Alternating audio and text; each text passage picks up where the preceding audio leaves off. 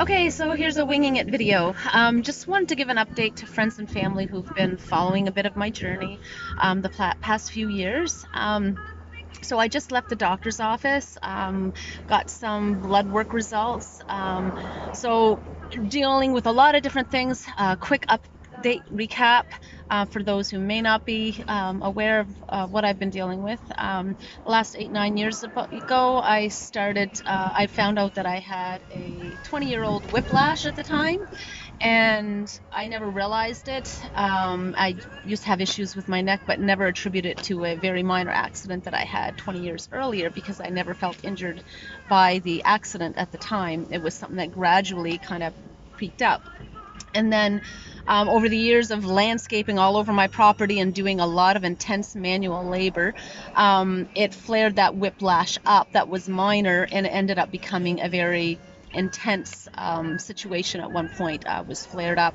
I went and cleaned 2 big houses that day instead of taking the time to rest, and I came bent over and I could not straighten up, and that's where my whole journey began. Just intense chronic pain eventually took place about, I don't know, 6 months later, where my brain just turned on the pain permanently. And so in the end, I ended up seeing about 12 different physical therapists over a period of 6 years, and my pain was only getting worse, and it should have been getting better. And so basically, my brain had turned on fight and flight, and it wasn't shutting it off. So it was taking a lot of things. So I had pain in pretty much every joint of my body. Sometimes I used 2 hands to give you a cup of coffee. Had a hard time getting dressed. Just tapping my phone would create pain in my hand, up my arm, into my neck, down my back. I still struggle with that. I have it right now. So it's something that I've constantly had to deal with. Eventually, the pain got so severe that I had to stop physical therapy, and nobody could help me. They referred me to a pain clinic. They said your symptoms are no longer attributed to the physical issues that you have in your body. And a brain specialist actually kind of gave me the official diagnosis as central nervous system sensitization. It's also known as mind body syndrome. A lot of different names are used for it. But in the end, I was in so much pain, no one could help me, and I didn't know where else to go, and I didn't want to go on medication. And anyways, that's when Ricky Porter ended up taking me on as a case study. He had referred me to the brain physiotherapist that was specialized in the brain first to get a proper diagnosis, because Ricky's appointments are very short. So he had sent me there first. She said I was too wired for her. Ricky had said that I needed much longer appointments. Nobody could seem to help me because my system was so wired. In the end, I lucked out with Ricky, where he had an opening for a case study, and he ended up taking me on for 6 months and literally calmed things down enough in my nervous system and my brain for me to self-regulate and towards managing my life. Now I still have the pain signals turned on from the brain and stuff, but I know the processes that I need to do based on the information I was given from the physiotherapist on how to research it, what I needed to do, practicing mindfulness and a lot of different techniques, changing the way I process and overthink things. And I still do overthink things a lot because I do struggle with certain things there, if you haven't already noticed. Detail. Anyways, all of that to say, he gave me my life back, where I was able to self-manage. Before I could not manage. I was in so much pain after a while. And 1 month after my case study ended is when we lost our son, Jaden, my beautiful boy. And I knew that I could not relapse into my way of emotionally processing, because my pain just would, it could still come back. And Ricky told me, he said, physically, you were up to a place where you shouldn't be having, we've dealt with pretty much most of the physical stuff, 85%. And he said, pretty much what else is coming from here, because the brain is what gives us pain. and what turns on the pain.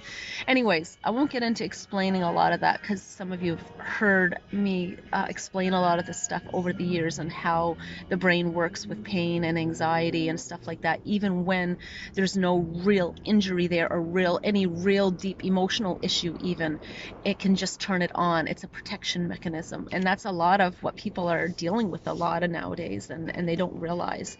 And it's a lot of our processes and our daily routines that we're doing that we need to change so that the body or the brain changes, because what ended up happening in the long run with me is that my autonomic nervous system, the subconscious part of the brain, is turning on the fight and flight for protection. So when you burn your hand, you take your hand off the burner, it's a protection. The brain says, I'm putting pain into your hand so that you know to remove your hand from the stove because you're going to severely injure yourself if you don't. Okay, so when you remove your hand, everything's gone, like it calms down.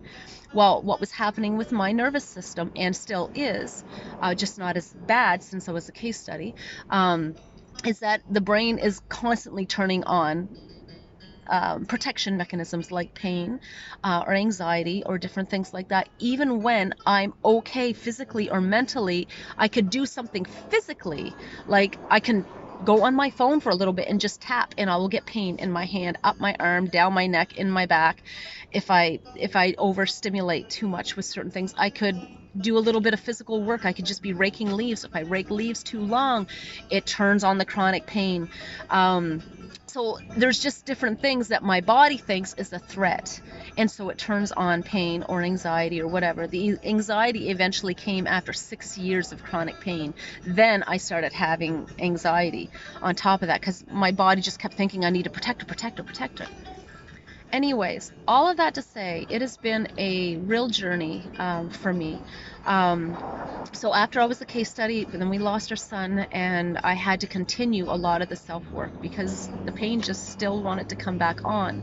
It just wasn't as highly wired as before, so I could self-regulate. Now I know what to do, and I'm able to bring the symptoms down and self-heal and get the symptoms down to the point where I can manage through them. But it's still been a very long, sometimes frustrating journey, but I'm trying to change my mindset even on that, because you're dealing with the subconscious part, the part of the brain, the autonomic nervous system that automatically just works without us cognitively thinking what it is that we're doing wrong.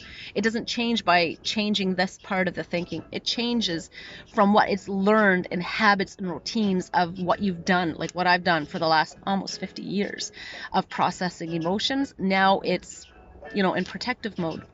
So I have to change the way I think and process emotions and all of that to wire down the nervous system. Overthinking, oversensitive, different things like that I've struggled with my whole life. Not to get into labels and stuff, but I only realized this year that I actually have had ADHD. Not so much now. I mean, it's more like OCD stuff that has kind of gotten a little bit more, but both of those are the body's or the brain's inability to be able to process certain things, as well as other people. So I struggled more with the ADHD when I was younger, not so much now. I mean, although I can be really hyper and over talkative and all that stuff too, but you can have fun. And then the OCD with over detailing, and I found that has gotten harder to deal with as I've gotten older. I don't need to explain that to any of you that know me well enough. So these are things that thankfully these processes have really helped me to be able to even get that to calm down more. And some people might think, are you sure you even gotten that calmed down? Because you see my Facebook posts are very detailed. But yes, it would have gone through the roof. I noticed that the last few years, and now my practices and just reminding myself mindfulness, this present moment. Don't need to think about everything that I need to do or want to do, or the things fearing things that could happen or might happen. bringing myself to the present moment and just trying to focus on the now and to calm the mind and not to get into overthinking of everything that I got to do in the run of the day. My nervous system won't let me overthink things like I used to.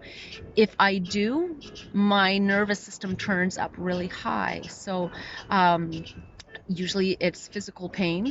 And when I say nervous system or anxiety, it's kind of more of a physical anxiety. Sometimes it's emotional anxiety for sure. Just depends what the stimulant is. But I can do physical work that will create physical anxiety in my body. So that's like weird sensations creeping and crawling through all my skin, pain at the same time, oversensitized, can't think very much, can't process very much information. I can't do a lot of overthinking still. If I do, like too many projects or whatever, my nervous system turns right up. I have to really process it. Just doing my self-work, daily work, and we had to do a lot of renovations this summer in the garage, and that really overstimulated my nervous system. And so and it turned up my pain. So now that things are calming down with the renovations more now, I have to get back on top of regulating. And it's been a journey. People don't understand. The other thing that I've had to struggle with throughout my life, we're 11 minutes in, so most of people aren't going to listen to all of this, but I've also had to struggle with psychogenic seizures. It's kind of like a cat out of the bag. Most people don't know. And I only had a very, very minimal of them throughout my life. But after we lost our son and my nervous system got overstimulated again with doing computer projects and his memory and all of that kind of stuff, and the computer was a fight and flight fear thing in my brain. So doing that for too many months, trying to accumulate memories and, save everything, it turned my nervous system really on high, and those psychogenics restarted. And so they don't have, but I never had so many of them in these last 2 years than I've had in my entire life. I only really had a couple, maybe 2 or 3, when I was probably in my late teens, early mid-20s, and then they've kind of went right down since then. But then after this, my nervous system with the chronic pain, and then it was the anxiety, and then after Jaden passed away, it was stress illness symptoms. I've got the stress illness down. A lot of the anxiety parts are down. I don't get facial flush and red chest and everything, and labored breathing by going for a 5-minute walk. Like all of those anxiety symptoms have calmed down significantly, like practically gone. But I'm still dealing with, certain things. So, and it's been hard because it's like, how long do I have to do these processes to try to self-heal and regulate? And I need to get somewhere so that now that everything that I've learned through this journey has been life-changing. Would I want to go back and say, let's do this all over again? But would I want to take back all the chronic pain and all the different things that I've gone through? I'm not talking about that, losing my son. I'm not talking about that. I mean, if I could take back that, yes, but the chronic pain and the different things that I've gone through my life, will I take that back so that I wasn't, I can't say that I would, because what I've learned through the process of having to change to wire down my nervous system and my brain has been invaluable to me. I've had more peace of mind and clarity, and in my negative energy processing through an emotional pain. I don't know how to explain it. It's like it's at the height that it's been in my nervous system in my whole life, but at the same time I feel the most healed and clear minded emotionally and mentally than I've ever been in my entire life. So the processes that I've learned have been invaluable, and they have changed and impacted my life immeasurably. But at the same time, my body has been very much turned on the last number of years. So it's trying to change that subconscious part that's in the autonomic nervous system part of the body. And most people don't understand what that means. When you say autonomic nervous system, think of it as automatic. So that's the things that we do automatically without having to think about it. Our breathing, our digestive system, things that we don't have to think about doing it, our body just does it for us. Well, that's in the autonomic nervous system of the body. So is in the subconscious. It's the same part of that brain. It's the back part of the brain, not the thinking part of the brain that's up here. It's the back part. The back part of doing something over and over and over, like driving to the same workplace every day for so many years. You don't have to think about where you're driving to get there. You'll just get there. But you can't do that if you're going to a new place. You've got to think about where you're going. That's this part. The subconscious knows how to do it without you even cluing in. Okay, so that's the difference. So I have to heal that back part, not heal, but reprogram it.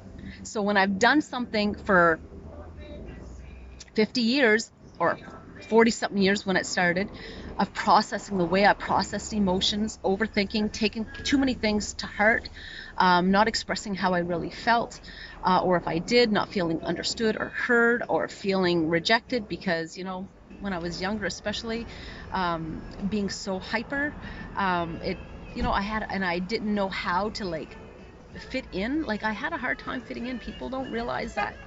They say, oh, you're so social and you're so this. You don't understand how hard it was for me growing up. I really, really had a hard time making friends. I was very hyper. I didn't know how to, in a situation, I'd get very hyper and I didn't know how to self-regulate and bring it down. So I'd stay hyper and drive everyone nuts. You either loved me or you're like, oh, and I had a hard time being able to compute certain things.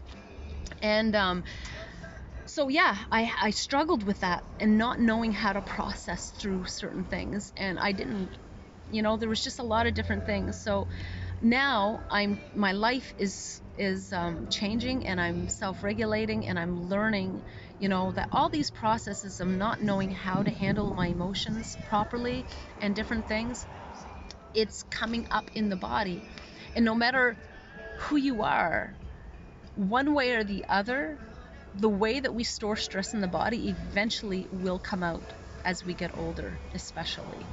We might be able to handle it for a good part of our lives, but as you get older, if you don't find processes of learning to let go of the negative emotions instead of feeling them and then letting them pass by, kind of like clouds, you see them, you recognize the emotions, you feel the emotions, you don't suppress them, you feel them and acknowledge them, but then you let them go, because holding on to them, it stores that stress into the muscles and into the tissues of the body and creates health issues. It can be digestive issues. It can be fibromyalgia. It can be chronic pain. It can be PTSD. It can be anxiety. It can be depression, gut health. There's so many different ways that it comes out in the body. Cancer, there's a lot of things. So we need to learn to process through. And that is key to getting our health, having good health. And then, of course, there's all the different aspects. We need to exercise. We need to eat healthy. We need to get fresh air, get connected with nature, ground yourself. Get your bare skin onto the ground, onto the earth. There's so many different techniques that we should be doing to just naturally be healthy that we don't do, and we need to get back to that, learning to talk out of our emotions. If we can't talk it out because it's not gonna write them out, get right. There's different ways, but we need to be able to express and to feel, but not over identifying with the emotions and staying locked into negative emotions. Again, you feel them, you acknowledge them, and then you let them pass through.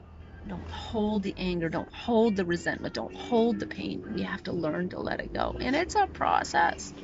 I know, because I'm having to deal with it on a daily basis, not because I've chosen to all my life. It's because the damn chronic pain put me on this road of journey that the only way I want to be pain-free, I have to change the way I think and what I do and how I process. And it has been invaluable lessons for me because I've had to learn these processes if I wanted to live life normally. Which brings me to what the whole point of this video was, and an update. Now, some of you may say, oh, I can't believe you're gonna try medication. Today I went to see the doctor, and I shared with her my journey because I'm also perimenopause, right? And so my body's been going through a lot of changes and a lot of chronic pain and anxiety, and all of these things can be perimenopausal as well, symptoms, hormone changes, and all of this. So I want to narrow down what's going on. So I started supplements this past spring, so magnesium, vitamin B, vitamin D, vitamin C, stuff like that. And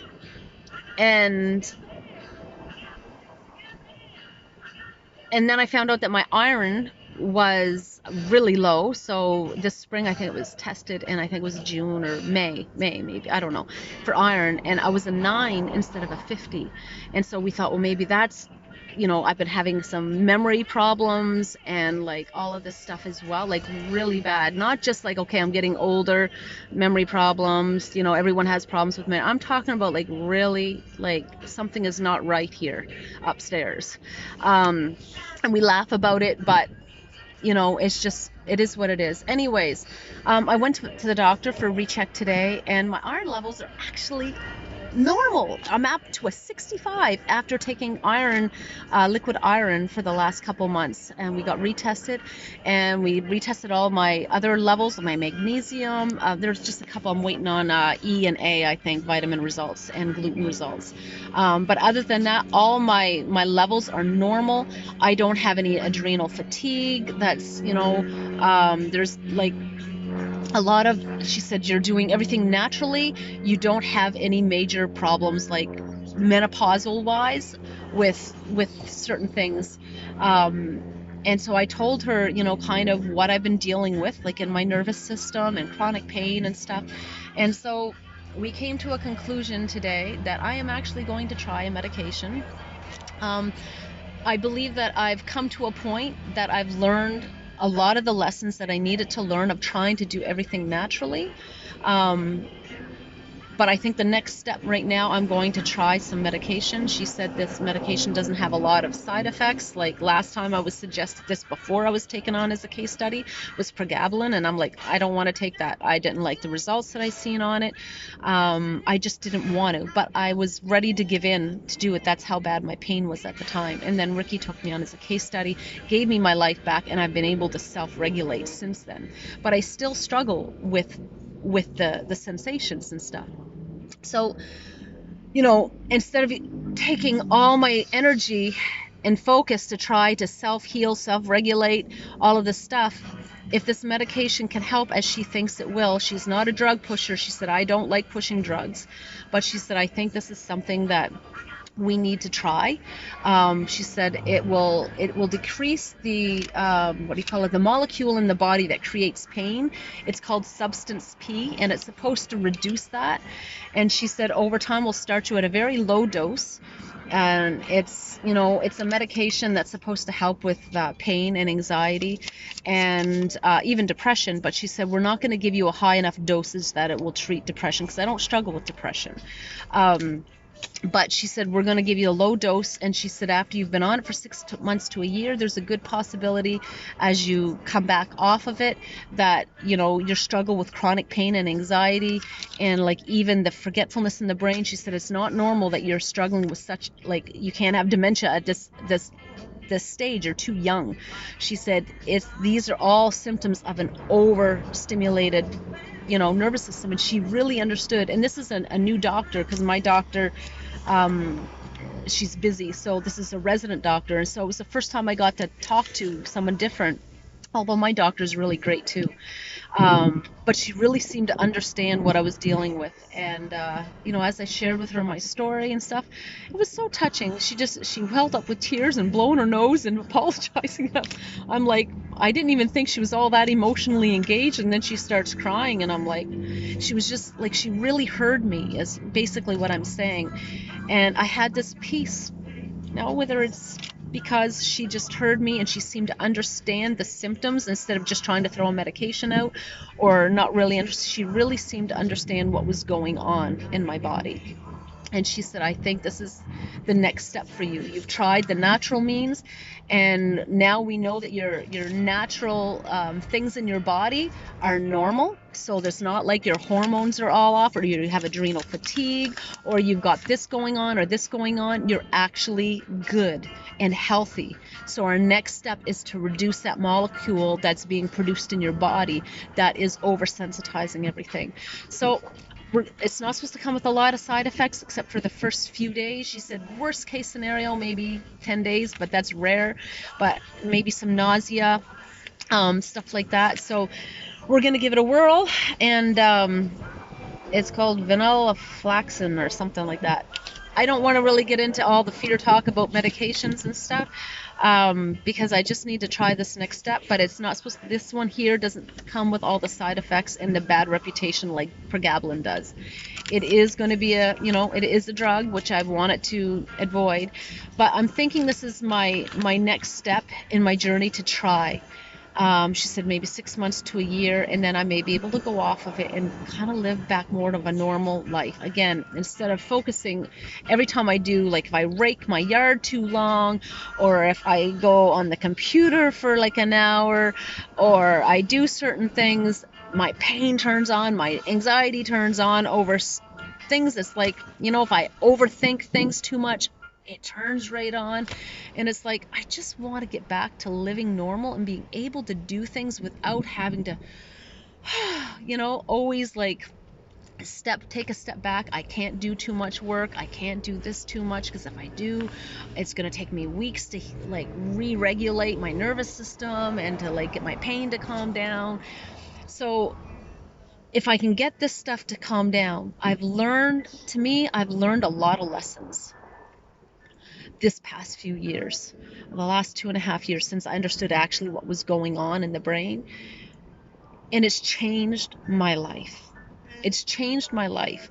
I still struggle, with OCD symptoms and stuff like that, and anxiety and overthinking and different things. But I'm learning to bring that down and regulate.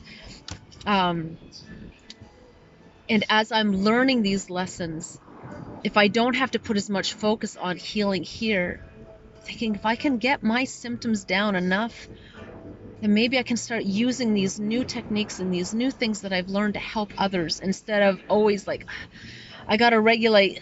I can't take too many people's, what I mean? I can't deal with too much because it'll turn on my own symptoms. So I've always had to I have to be very careful how much emotion I give out, how much stimulation I give out. So if I can start getting my pain symptoms down and my physical anxiety symptoms and stuff down, and regulating my nervous system, then I can start channeling a lot of this good energy that I've been feeling the best of within my entire life towards maybe helping others or accomplishing something a little bit more in my life. I still, even if I get that stuff down, I know that I still have to work on doing it. That's still going to be a process, but maybe, if I can get some of those things down, I can start working on the other emotional things that's holding me back, of stepping forward or stepping out. I still have to work through that kind of stuff. So less focus on dealing with the physical and anxiety pain and all, what I'm saying. And maybe I can refocus on to some more important things and grow a little bit deeper. I think I've really learned a lot of the lessons that I needed to through this process. And whether we say that there's a higher purpose for going through what we go through, or if we create our own purpose for what we've gone through, whatever way you want to look at it, find the purpose or find the lessons that we can learn through the most difficult times of our life. Find the lesson. Find the lesson in the most difficult times in your life. What can I learn through this? What can this teach me?